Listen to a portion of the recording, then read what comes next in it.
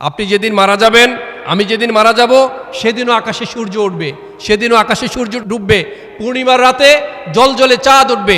আপনি যেদিন মারা যাবেন কেউ কাঁদবে না। এমন না যে আপনার জন্য এক সপ্তাহ রাস্তাঘাট অলিগলি সব বন্ধ হয়ে যাবে, সিএনজি অটোরিকশা বন্ধ হয়ে যাবে। না ভাই, ব্যবসায়ী যারা তারা তাদের দোকান খুলবে। আজকে আমি আলোচক, এখানে কথা বলছি, ভাই সুযোগ দিয়েছেন, রেকর্ডিং করছে। আমি যদি মরে যাই, আমার কি রেকর্ডিংয়ের জন্য তারা সব বন্ধ করে দিবে? না, এটা হচ্ছে বাস্তবতা। এটা করবে, কেউ আপনার জন্য বসে থাকবে না। আপনাকে যে সবচেয়ে বেশি ভালোবাসে, আপনার মা বাবা, হয়তো বা আপনার জন্য একটু কাঁদবে। আরেকজন আবেগী মানুষ যে আপনাকে খুব ভালোবাসে, আপনার স্ত্রী, সে 3 দিন 4 দিন 5 দিন 7 দিন খাবে না, কান্নাকাটি করবে। এই মানুষটাকেও যখন তার মা বাবা আত্মীয় স্বজন বুঝাবে যে পৃথিবীতে সবাই বাঁচে না, তোর একটা লাইফ আছে, তোর বয়স কম, সে চলে গিয়েছে, একদিন তুইও চলে যাবি, কিন্তু তোর তো সারা জীবন পড়ে আছে, তোর সংসার আছে, তোকে আবার বিয়ে করতে হবে। তিনি আপনাকে ভুলে 1 সপ্তাহের মধ্যে বা 4 মাস 10 দিনের মধ্যে ভুলে গিয়ে আবার সে আরেকজনের হাত ধরে চলে যায়। পৃথিবীতে ভাই আমরা কেউ থাকতে আসি নাই। আপনি আপনার পদচিহ্ন রেখে যাচ্ছেন, এটা ধরেই আপনার বিচার করা হবে। আপনি যা করেন, আপনি ভালো করলে পুঙ্খানুপুঙ্খ বিচার হবে, এটা ফিরিয়ে দেওয়া হবে এট দ্য সেম টাইম। আপনি যখন এতটুকু মানুষকে কষ্ট দেন, বিনা কারণে মানুষকে কষ্ট দেন, ভাই আপনার কষ্টের কারণ যে বা যারাই হোক না কেন, অন্তত কখনো অন্যের কষ্টের কারণ হয়ে দাঁড়াবেন না। পারবেন না ভাই? পারবেন কি না? আমরা মসজিদে আসি, 5 ওয়াক্ত সালাত আদায় করি, আমরা দান সদাকা করি, এরপরও ভাই আমাদের আচার আচরণ সুন্দর না, আমরা বিনয়ী না, ভিন্ন মতকে শ্রদ্ধা করতে পারি না। আপনি যদি বিশাল বড় জ্ঞানী হয়ে থাকেন, আপনি যদি জ্ঞানের ভারে নুজ্জমান না হতে পারেন, আপনি জ্ঞানী হয়ে থাকলে তো আপনি পরিচালিত হবেন, আপনি শুদ্ধাচারী হবেন, ভিন্ন মতের প্রতি শ্রদ্ধাশীল হবেন। কারণ আল্লাহ সুবহানাহু ওয়া তাআলা জ্ঞানকে সমুন্নত করেছেন। যে নদীর গভীরতা যত বেশি, সে নদীর বয়ে চলার শব্দ ততই কম। আপনি যত বেশি জ্ঞানী হবেন, তত বিনয়ী হবেন, তত আমলদারি হবেন, তত মানুষের সাথে হেসে কথা বলবেন। সবসময় ভাই জিততে হয় না, সবসময় জিততে হয় না, মাঝে মাঝে মানুষকে জিতিয়ে দিতে হয়। শুধু অন্যে খারাপ, শুধু অন্যের বউ খারাপ, অন্য পিসাব খারাপ, অমুকের সমস্যা, অমুকের সমস্যা, কবরে একটা প্রশ্ন জিজ্ঞেস করবে এগুলো নিয়ে, যে অন্য ঘরের কি সমস্যা বলেন।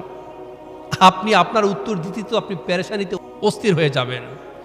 প্রত্যেকটা মুহূর্তে আপনি যা বলেন তা রেকর্ড করছেন কে?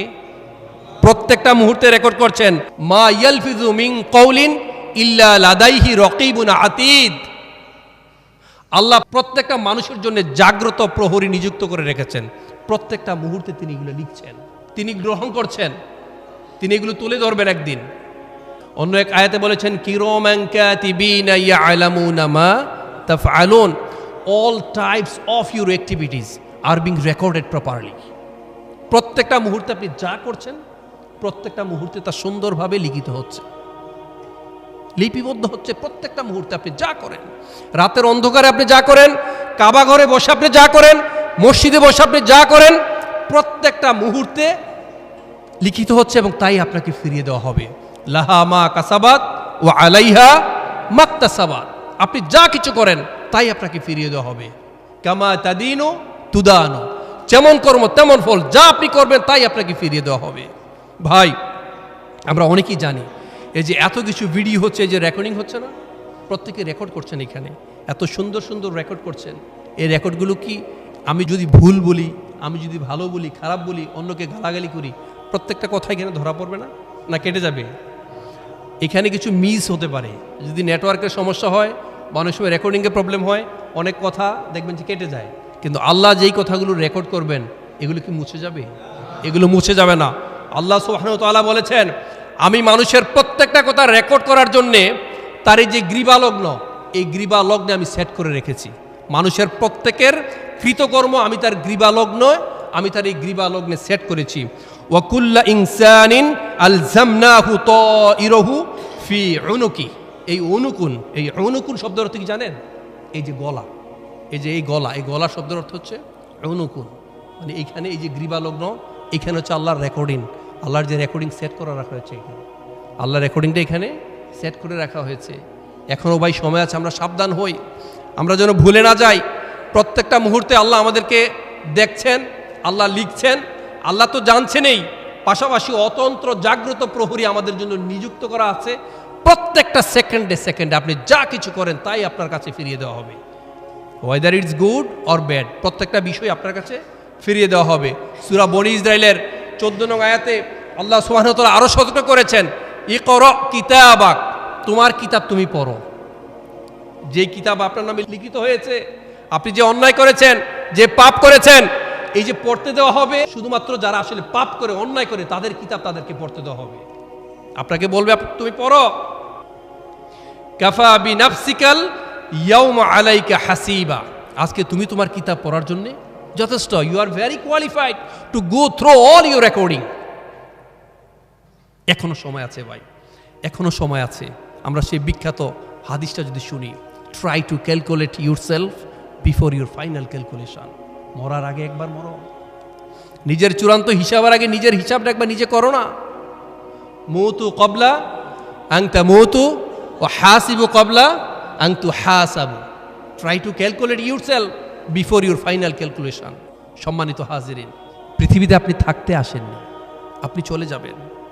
আপনার আগে যত শৌর্য বীর্যবান, যত শক্তিশালী মানুষ আছে, যত ধরাকে সরাজ্ঞান করেছে, যত অন্যায় করেছে, যত অত্যাচার করেছে, যত নিরীহ মানুষকে অত্যাচার করেছে, অন্যায় করেছে, জালিমের মতো অন্যায় আচরণ করেছে, তারা পৃথিবীতে কেউ থাকতে পারে নাই। শায়েখ বলেছেন ফেরাউনের কথা, বিভিন্ন ফারাও রাজাদের কথা, থাকতে পেরেছে? আপনার এই গ্রামে সবচেয়ে যে শক্তিশালী যে মানুষটা ছিল, যদি তিনি বেঁচে থাকেন দেখবেন বয়সের ভারে তিনি নুবজমান হয়ে গিয়েছেন, নিজের হিসাবটা নিজে করতে পারেন না। একবার দুইবার চারবার ওয়াশরুমে গেলে তার নাম পরিচয় ভুলে যায়, তাই না ভাই? আপনি পৃথিবীতে থাকতে আসেন নাই। মনে রাখবেন, এই পৃথিবীতে যদি আপনার উপর কেউ অন্যায় করে, অন্যায় আচরণ করে, আপনি দুর্বল কোনো কারণে যদি আপনি তাকে মাফ করে দিতে পারেন যে ঠিক আছে আমি আল্লাহর উপর ছেড়ে দিলাম, আপনার যথেষ্ট শক্তি সামর্থ্য থাকা সত্ত্বেও যখন আপনি ছেড়ে দিবেন, আপনি যখন কাউকে ক্ষমা করে দিবেন, মনে রাখবেন ক্ষমার চেয়ে বড় প্রতিশোধ আর পৃথিবীতে হয় না, এর চেয়ে বড় প্রতিশোধ আর হয় না। আপনি যখন মানুষকে ক্ষমা করে দিবেন, এর বিনিময়ে আল্লাহ সুবহানাহু ওয়া তাআলা আপনাকে আল্লাহর সন্তুষ্টি দ্বারা খুশি করে দিবেন। তো আপনাদের সবাইকে ধন্যবাদ। সম্মানিত মুসল্লিয়ান কেরাম, এই গ্রামের যে সমস্ত মুসল্লিয়ানরা এখানে এসেছেন, অন্য জায়গা থেকে এসেছেন, তাদের প্রত্যেককে ধন্যবাদ। এই মসজিদের সম্মানিত ইমাম, খতিব, সবাইকে ধন্যবাদ। বিশেষ করে মসজিদের কমিটি যারা আছেন তাদেরকে অসংখ্য শুকরিয়া। বিশেষ করে আমার শায়খ মোল্লা নাজিমউদ্দিন হাফিজাহুল্লাহ, যিনি আমাকে ছোট ভাইয়ের মতো আদর করেন, আমার শ্রদ্ধাভাজন বড় ভাই, অনেক সুযোগ তৈরি করে দিয়েছেন, অনেক মানুষকে অনেক সুযোগ দেন। তার জন্য মন থেকে প্রাণ থেকে আমি দোয়া করি আল্লাহ সুবহানাহু ওয়া তাআলা যেন তার বিভিন্ন ধরনের বালা মুসিবত থেকে তাকে রক্ষা করেন, তার কণ্ঠে তারক্কি দান করেন, তার হায়াতকে আরও বুলন্দ করে দেন, তার প্রত্যাশা এবং প্রাপ্তির মাঝে যেন কোনো ধরনের ঘাটতি না থাকে, আমরা দোয়া করি। সুবহানাকাল্লাহুম্মা ওয়া বিহামদিকা আশহাদু আল্লা ইলাহা ইল্লা আনতা আস্তাগফিরুকা ওয়া আতুবু ইলাইক। ওয়াসসালামু আলাইকুম।